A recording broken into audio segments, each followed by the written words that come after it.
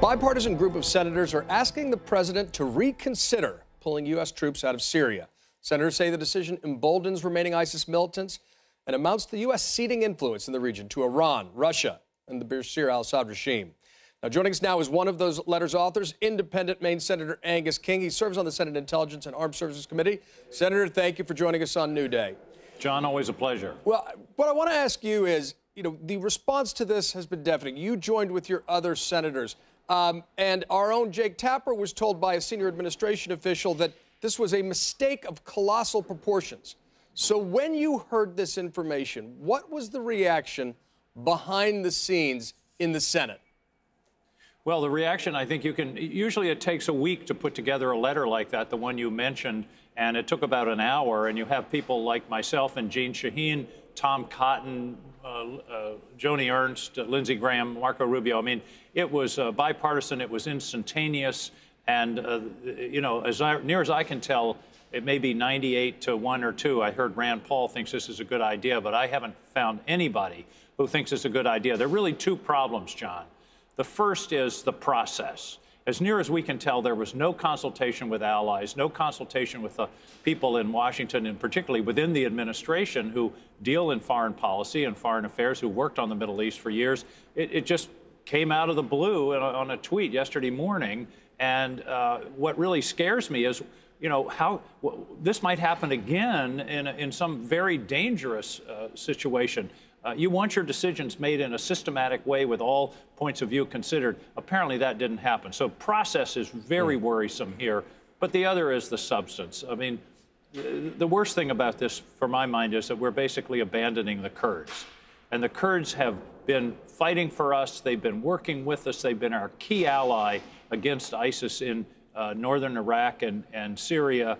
And we're just walking away and leaving them to the tender mercy of the Turks, which this could be really, really bad. And of course, it also hands a victory. ISIS now, this is a recruiting tool. We defeated America. We sent them home. And they're going to be recruiting around the world based on this. Iran likes the decision. Russia likes the decision.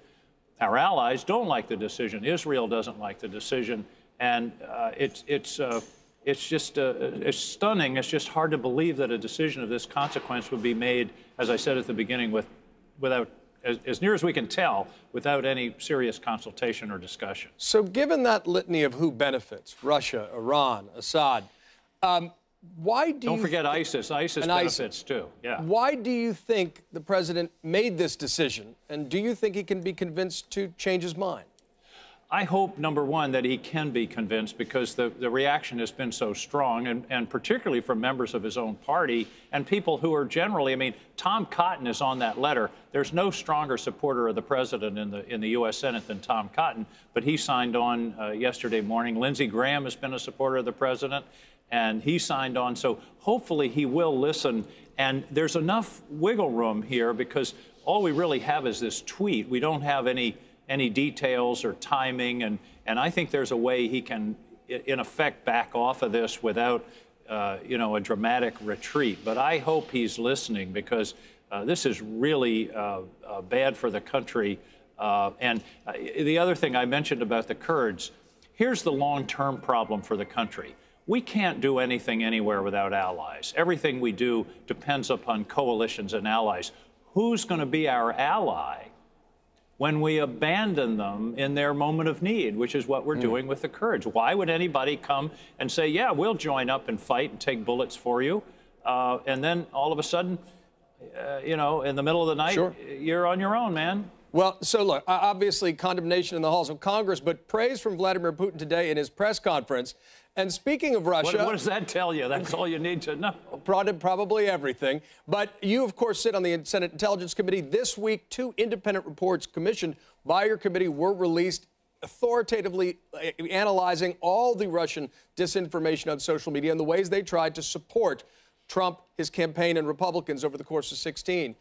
My question to you is, it's not explicitly in either of those exhaustive documents any direct connection between the Trump campaign and the Russians. Is that consistent with your knowledge on the committee, or may there be more to come?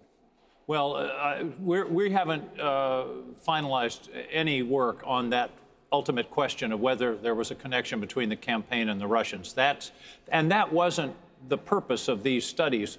These studies were really stunning, by the way, to show the depth and sophistication of what the Russians did on social media. The social media people missed this. The platforms missed it when it was happening. And to be honest, our committee, when we started out, this wasn't one of our major points of attention. It has become one, and I give a great deal of credit to Chairman Richard Burr for really moving us on this issue. And it turns out to be this was one of the major ways the Russians were messing with us. And these studies, and you say there's nothing about collusion. Absolutely, that's true.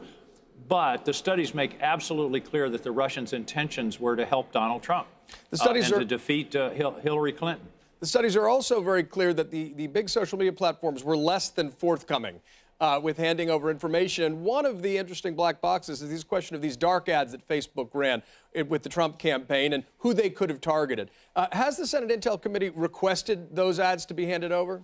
We are requesting additional data, and the studies were based upon data that we got in the first round from the social platform from Facebook, Twitter, YouTube. And I must say, as I say, I think they missed it in the beginning. I think they were naive about how they were being used. They seem to have gotten it now. They're taking it much more seriously. But these reports ought to really jolt them because, you know, this is a very challenging situation, John, because we're an open society. We have the First Amendment. We have free speech. And the Russians are getting very clever. A lot of what they did, they did create their own content. They created their own websites and their own, you know, conspiracy theories. But they also did a lot of work boosting organic American conspiracy theories. Do you see what I mean? In other words, they didn't create it, but they boosted it and spread it and used bots and made it much more powerful. One of their main intentions, which comes through in this report, was to suppress the African American vote. They'd spent a lot of work building up these websites to gain the confidence of African Americans. And then toward the end, they said, why bother to vote? Don't vote for Hillary. You know, she's not with you. Vote for Jill Stein. It was a very sophisticated program. Well, much more to come. And we look for a hopefully final report from the Intelligence Committee in January. Thank you very much, Senator. Thank you, John.